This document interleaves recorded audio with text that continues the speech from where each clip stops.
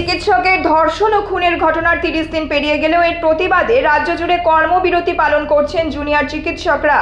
এরই মধ্যে আর.জি. করের ঘটনায় আন্দোলনরত চিকিৎসকদের মঙ্গলবার বিকেল 5টার মধ্যে কাজে যোগ দেওয়ার নির্দেশ দিল সুপ্রিম কোর্ট। সোমবার আর.জি. কর মামলার শুনানিতে সুপ্রিম কোর্টের প্রধান বিচারপতি ডি.ওয়াই চন্দ্রচূড়ের বেঞ্চ জুনিয়র চিকিৎসকদের কাজে যোগ দেওয়ার সময় বেঁধে দিলেন। এদিন শুনানিতে প্রধান বিচারপতি বলেন, জুনিয়র চিকিৎসকদের অবিলম্বে কাজে যোগ দিতে হবে। তাদের বিরুদ্ধে কোনো কড়া পদক্ষেপ গ্রহণ করা হবে না।